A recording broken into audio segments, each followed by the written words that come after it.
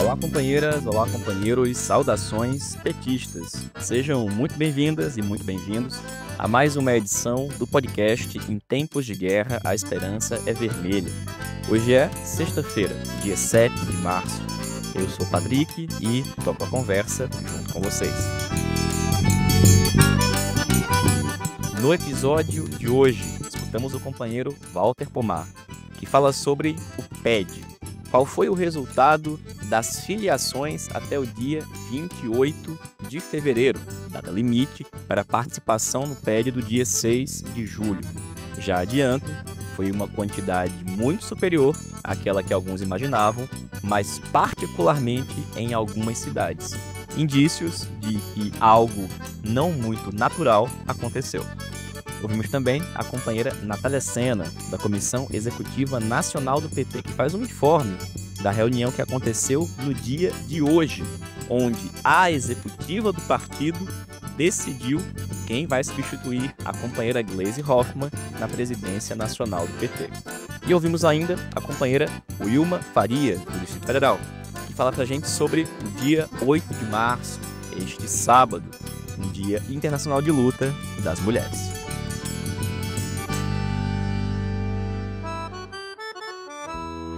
E pessoal, acabou o carnaval. Pois é, faltam agora 360 e poucos dias para ele acontecer de novo. Foi bom, foi importante, foi necessário. Espero que todo mundo tenha conseguido aproveitar e descansar na medida do possível.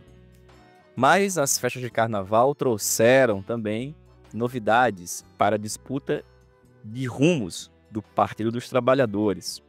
A festa que o carnaval significou parece que também aconteceu em algumas cidades do país em processos de filiação ao partido. Pois é, para quem acompanhou o podcast e está mais por dentro, sabe que, desde o final do ano passado, foi aprovado o regulamento do PED, o processo de eleições diretas do nosso partido. E a data do dia 28 de fevereiro era muito importante, porque era a data final para que quem quiser participar do processo com direito de voto pudesse se filiar. Bom, para falar sobre esse assunto, um balanço inicial do que significou os números divulgados pela Secretaria Nacional de Organização do Partido, a gente escuta o companheiro Walter Pomar. Olá, Patrick. Olá, ouvintes do podcast, comandado pelo Patrick Campos Araújo. Bom, Patrick, antes de falar do processo de filiação, encerrado no dia 28 de fevereiro de 2025, eu quero fazer um preâmbulo. O PT tem hoje cerca de 3 milhões de filiados e filiadas. Isso é pouco. O PT precisa ter mais ou menos um tamanho várias vezes maior do que esse. Por quê? Porque o PT precisa de um número de filiados que permita ao nosso partido ter pelo menos 3 petistas em cada escola, em cada empresa, em cada bairro, em cada parlamento, em cada governo, em cada instituição importante desse país, inclusive nas polícias e nas Forças Armadas. Qual deveria, então, ser o nosso tamanho? Para responder a essa pergunta, para definir o número de filiados que a gente deveria ter, seria necessário fazer um estudo. Mas, para dar um exemplo, vou falar de um país que planeja muito e tem acertado muito no planejamento que faz. Vou falar da China. Na China, o Partido Comunista tem quase 100 milhões de membros. Isso dá um comunista para cada 14 habitantes. Um comunista para cada 14 chineses. Evidentemente, essa proporção 1 para 14 é adequada à situação da China. Aqui no Brasil, a proporção pode ser outra. Pode ser 1 para 5, 1 para 10, 1 para 15, 1 para 20. Mas vamos supor que a proporção adequada para o Brasil fosse mais ou menos a mesma adotada na China, ou seja, 1 para 14. Adotada essa proporção, o PT precisaria ter mais ou menos 15 milhões de filiados e de filiadas. E aí vem o seguinte problema: o único jeito de chegar a esse número, o único jeito do PT chegar a ter 15 milhões de filiados, e também o único jeito de garantir que o PT tenha 15 milhões de militantes, não apenas de assinaturas em fichas, o único jeito de fazer isso é se o partido fizer uma campanha organizada de filiação. Só que não é isso que a gente vem fazendo.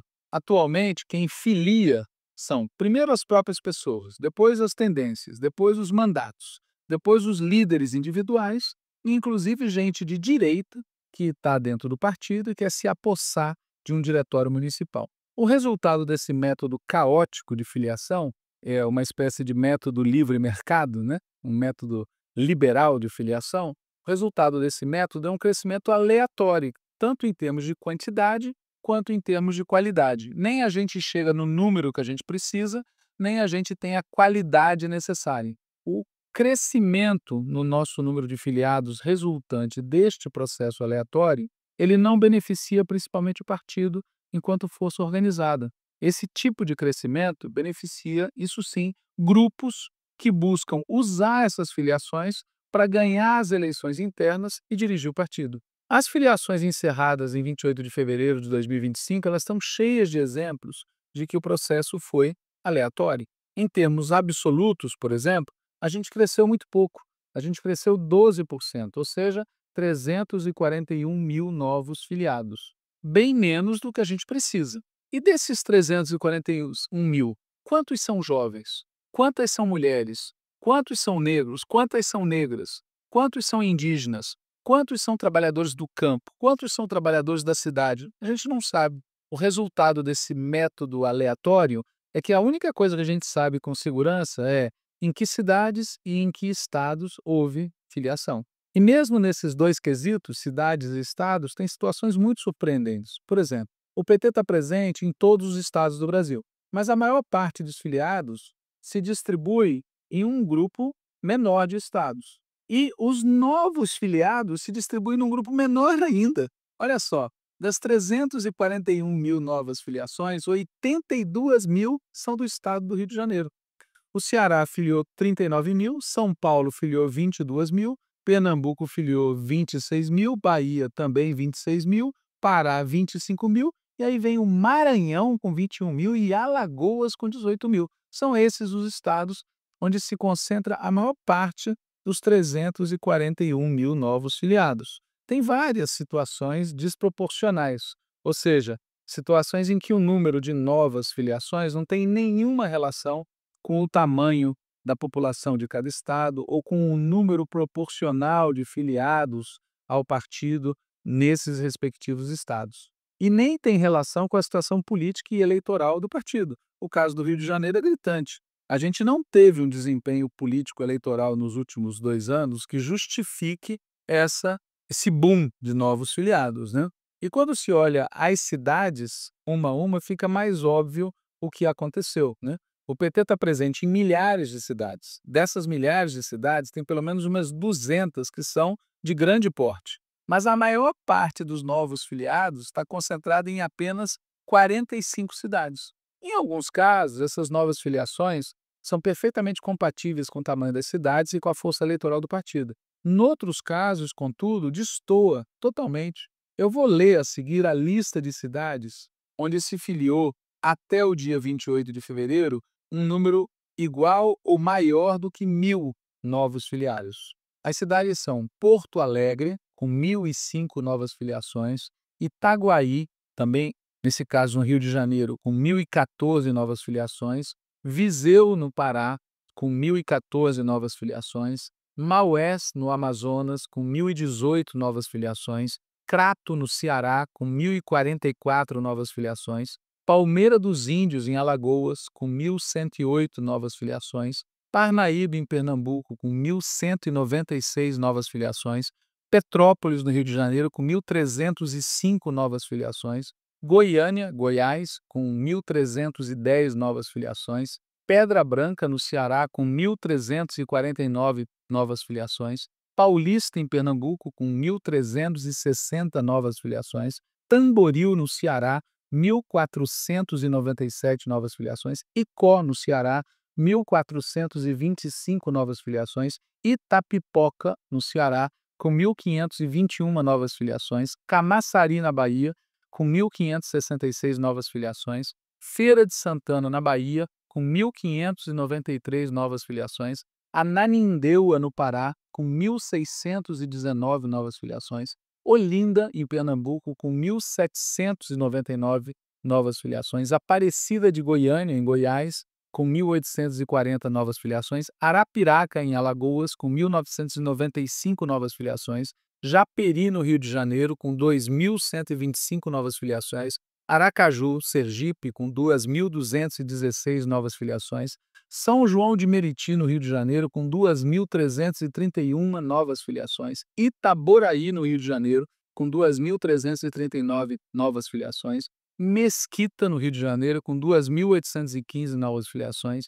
Nova Iguaçu, no Rio de Janeiro, com 2.992 novas filiações. Macapá, no Amapá, com 3.165 novas filiações. Belém, Pará, com 3.375 novas filiações.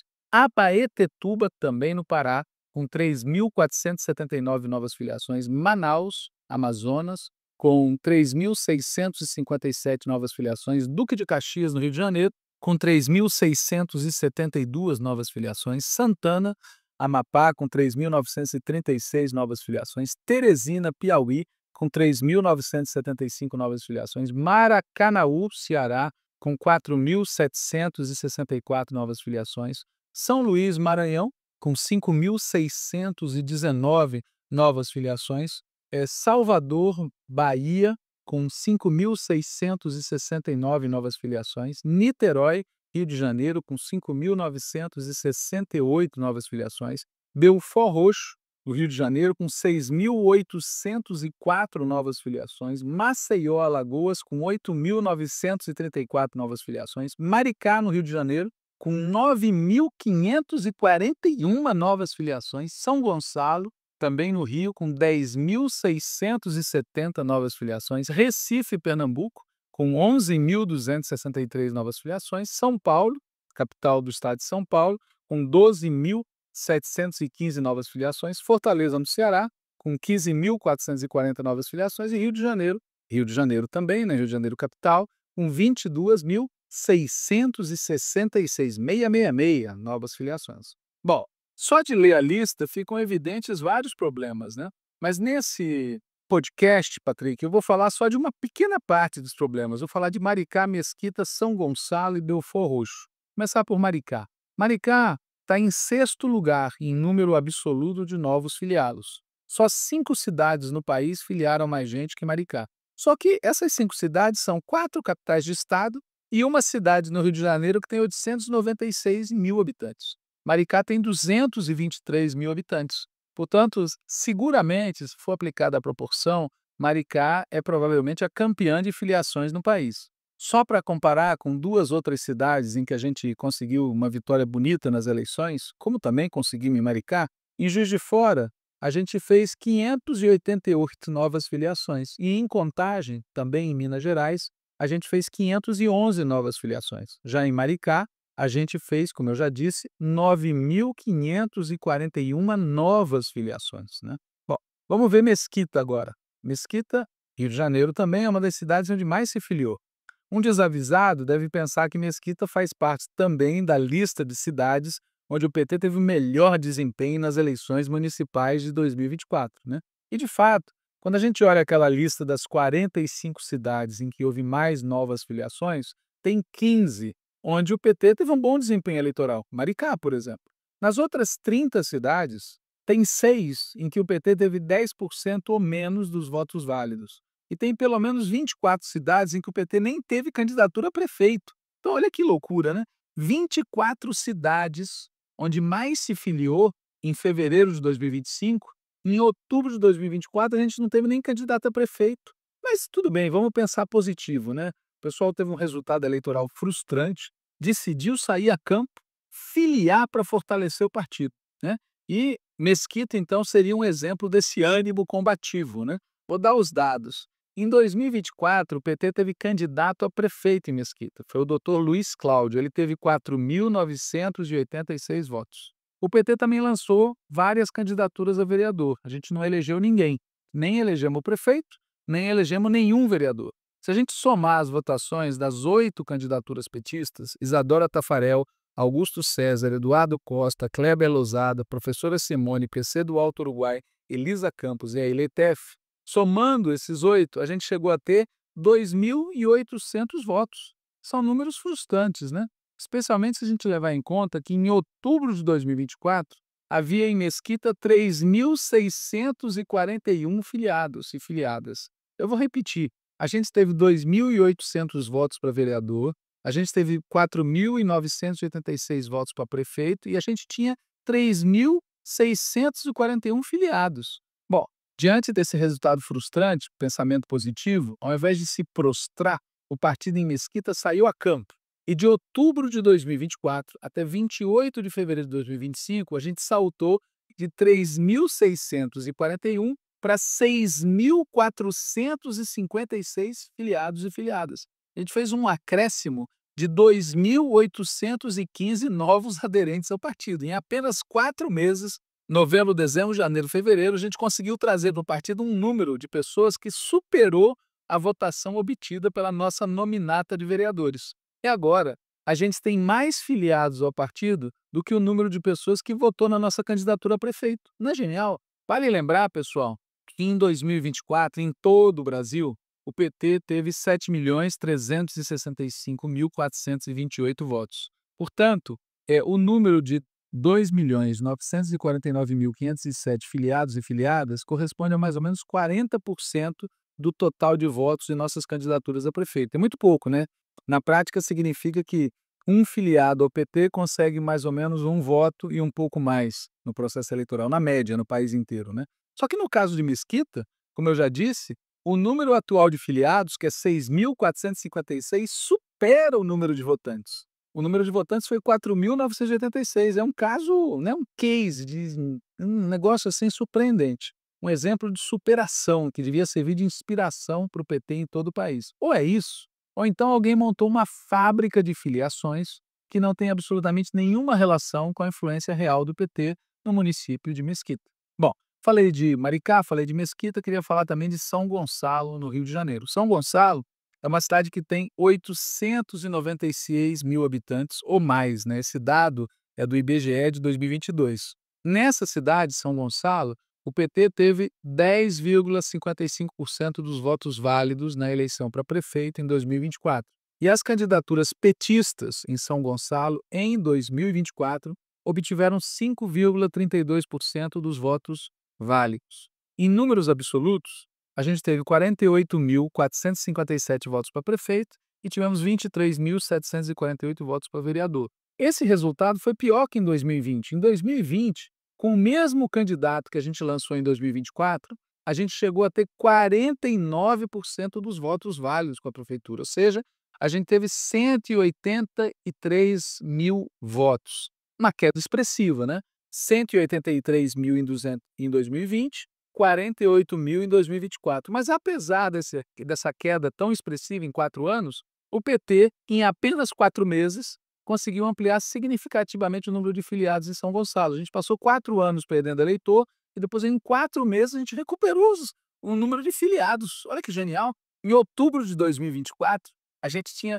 18.825 filiados. E em fevereiro de 2025, 4 meses depois, a gente passou a ter 29.490. Ou seja, a gente somou 10.670 novos filiados e filiadas. É incrível, né? A gente conseguiu, em 4 anos, perder 135 mil eleitores e, em 4 meses, a gente ganhou 10 mil novos filiados. Nesse ritmo, a gente vai logo, logo ficar aparecendo lá em São Gonçalo com o PT das origens, né? O pessoal conta que quando o PT começou, em algumas cidades, a gente tinha menos voto que filiado.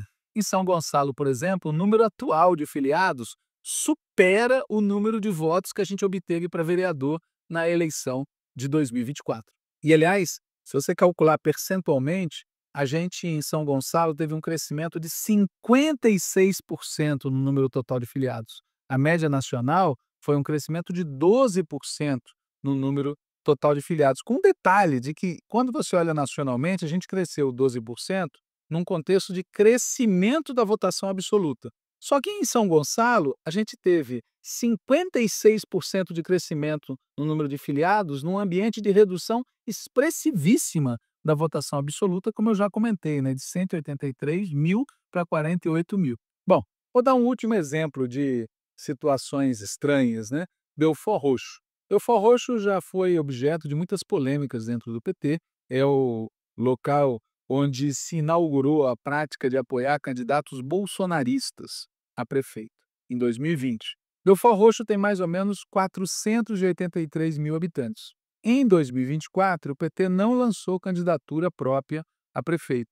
E as nossas candidaturas a vereador em 2024 obtiveram 9.252 votos, segundo as tabelas disponíveis na UOL. Quantos filiados o PT tinha na época da eleição de 2024? Quando a gente teve 9.252 votos, a gente tinha 5.101 filiados. Quantos filiados a gente passou a ter em São Gonçalo no dia 28 de fevereiro de 2025? 11.904, ou seja, entraram 6.804 novas pessoas no PT. Se a conta não está errada, a gente cresceu 133%. A gente teve mais novos filiados do que o número de votantes, né, que a gente conseguiu. Na verdade, a gente chegou a ter 9.252, né, votantes, e a gente teve 6.804 novos integrantes, o que, somando com os que já estavam, dá um número de 11.904, que é superior a 9.252. A gente passou a ter um número de filiados maior do que o número de eleitores, né? Isso em 4 meses. Prova de que o partido em Belford Roxo não se curvou ao mau resultado eleitoral e foi à luta.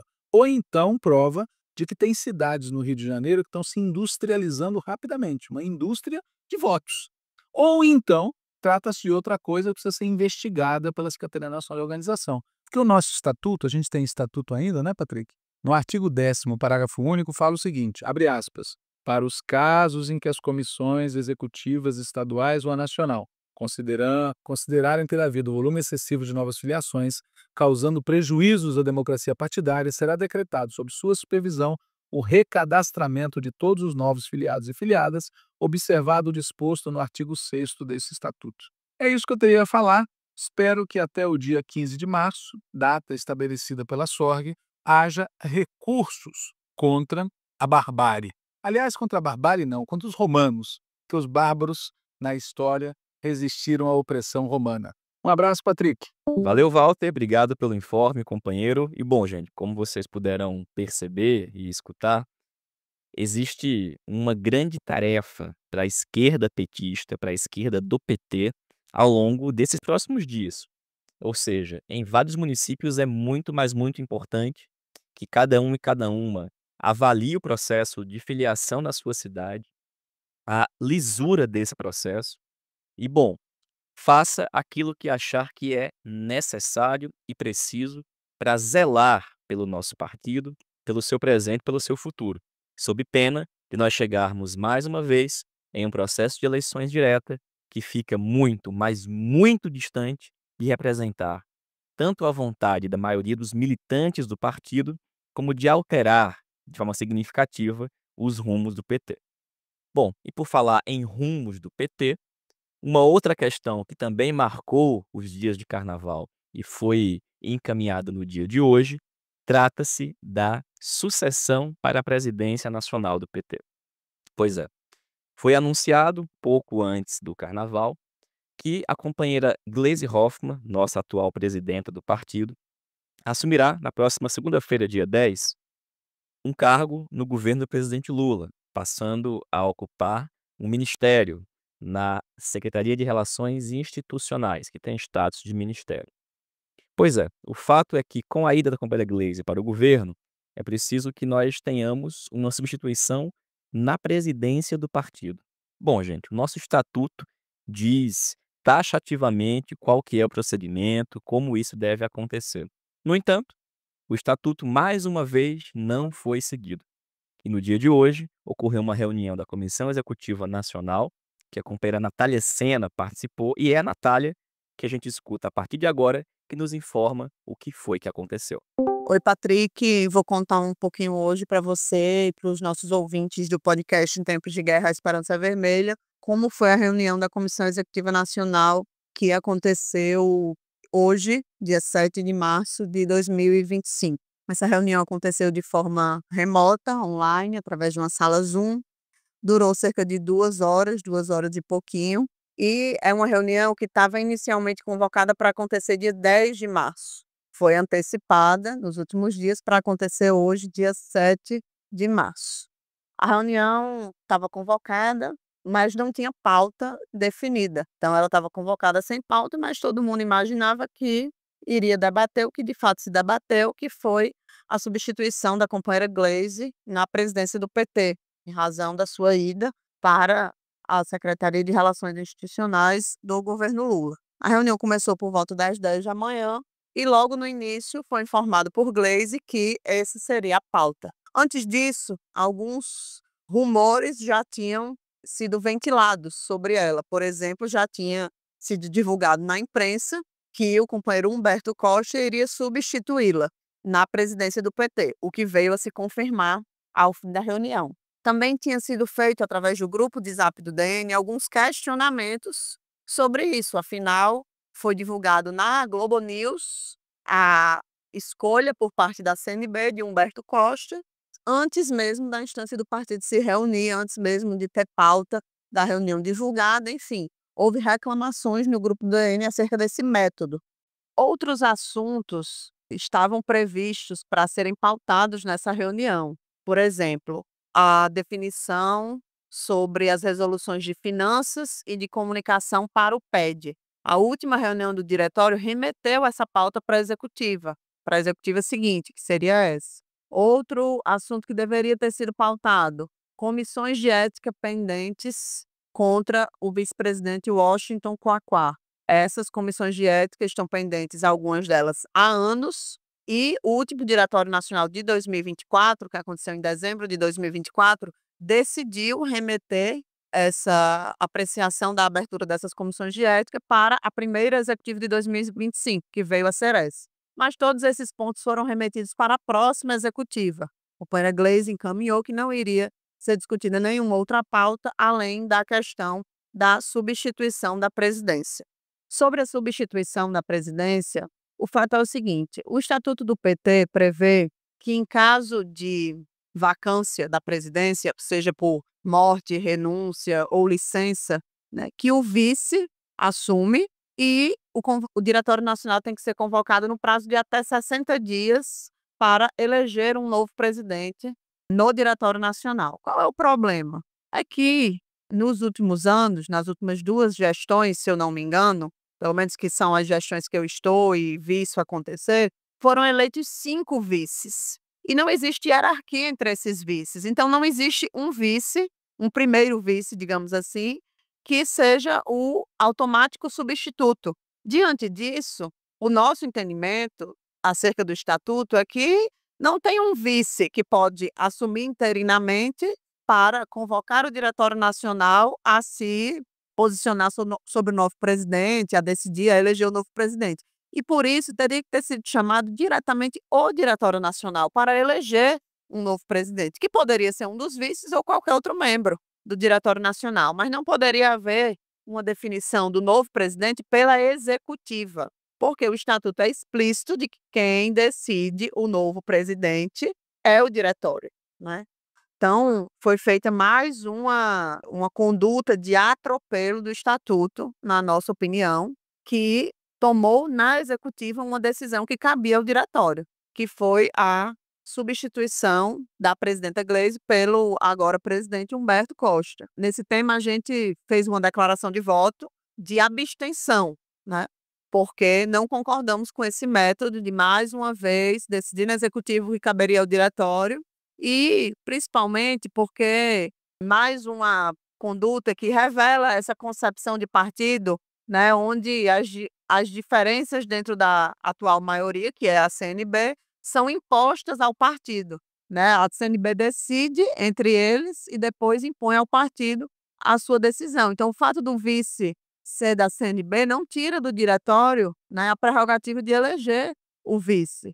Enfim, achamos que foi mais um procedimento de atropelo, não precisava ser assim, né? Inclusive, a saída da companheira Gleisi da presença do PT para o Ministério, consideramos que é foi uma boa indicação, é bom que ela vá para o Ministério, bom que vá para o governo Lula, mas a saída da presidência poderia ter sido feita de outra forma, inclusive com uma despedida da direção do PT que envolvesse todo o diretório do partido e seguisse o trâmite de definição de novo presidente que prevê o Estatuto. Não foi o que aconteceu e foi feita a definição, com a nossa abstenção, de que o novo presidente seria o companheiro Humberto Costa. Na reunião, Patrick, basicamente o que aconteceu foi uma sequência longa de falas, muito elogiosas à gestão da companheira Gleisi, né, e de desejo de bons trabalhos ao novo presidente, que será o senador Humberto Costa. Então, a reunião basicamente se resumiu a isso e tão logo a reunião foi encerrada, com a promessa de convocação de uma nova reunião da executiva para a próxima semana, né, a gente já recebeu a convocação para terça-feira. Então, terça, dia 11 de março, haverá a primeira reunião da executiva nacional do PT, sob a presidência do companheiro Humberto Costa. Esse é um resumo do que aconteceu na reunião de hoje. É isso, um abraço.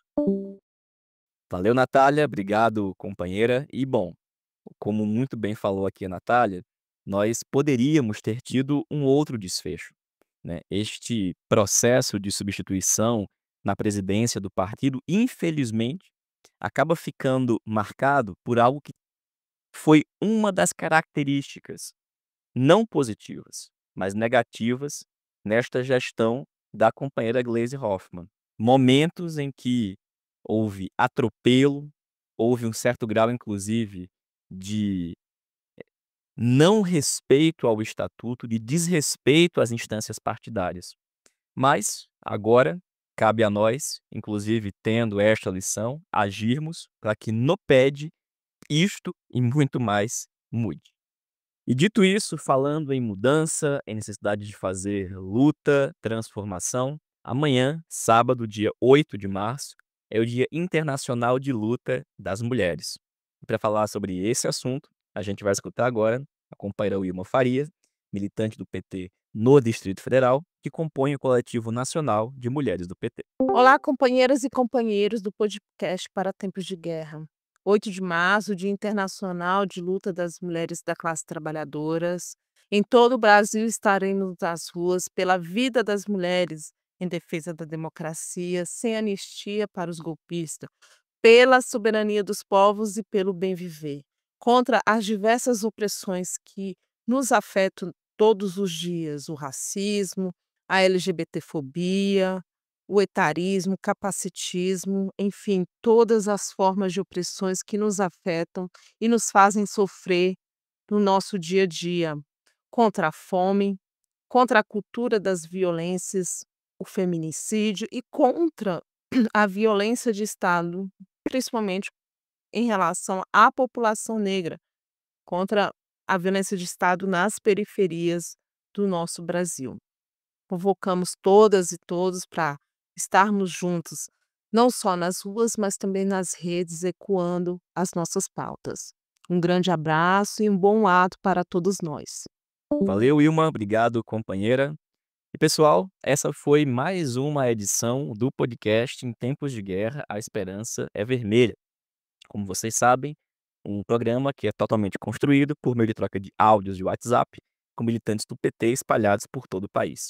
Que nesse sábado nós tenhamos grandes e importantes atos em todo o país, que nós possamos ter, a partir de agora, porque passou o carnaval, para, como dizem, o ano realmente começar, que nós comecemos com um 8 de março de luta e de mobilização. E que dê o tom, então, 2025, de mudanças na linha política do governo, na atuação do nosso partido, em um crescimento das lutas sociais no nosso país. A gente se reencontra aqui na próxima semana, inclusive com um balanço de como foi o 8 de março. Saudações petistas e até mais.